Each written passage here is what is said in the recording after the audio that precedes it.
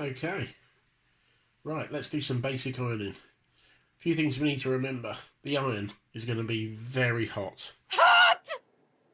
Very hot. Never touch this piece here, the metal bit at the bottom. That's only for touching what you're ironing and the ironing board. Make sure your ironing board is set up so it's nice and sturdy. And for you guys, probably a good idea to get mum or dad or an older brother or sister to give you a hand.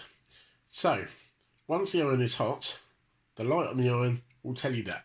So it will either come on or it will go off. Depends on what sort of iron you got. Usually it tells you it's warming up and then the light will go out. That's what it does on mine anyway. Now, to iron, we need, as I say, we need to be very, very careful. We're going to lay out what we're going to iron. In this case, it's our scarf. As flat as we can on the ironing board. That way, when we come to put the iron on it, it should push out all these creases. Now remember, the iron's hot, so we mustn't touch this side. Now the other thing we must remember about some irons is that they also push out steam. Now that can be useful, but we're only doing basic ironing today. So, grip the iron firmly by the handle on the top there. Place it at the edge of what you wish to iron and gently push out the creases. You can make forwards and backwards motions or circular motions.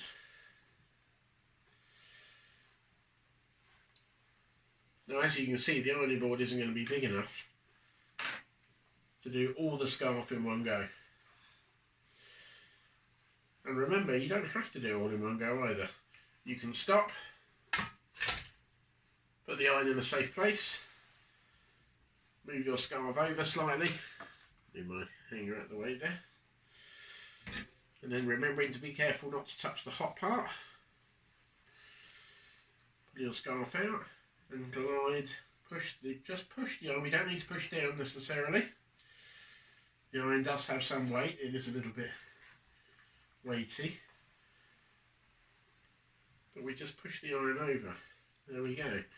Now the thing about ironing is we'd like to think it's going to be perfect, but when you have something like a scarf which is continuously folded or rolled, you quite often get a slightly more permanent crease. However, as you can see,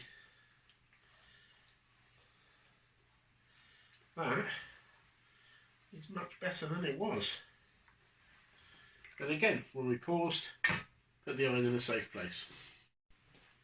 Okay. As you can see, what I've done there is I turned my scarf around. Now the reason I've done this is because some people might find it easier, especially if you haven't got long arms, instead of going one way, you can also go the other way. There we go. And again, just moving the iron, gliding it back and forwards over the material and doing little movements there just to push the cloth out from underneath.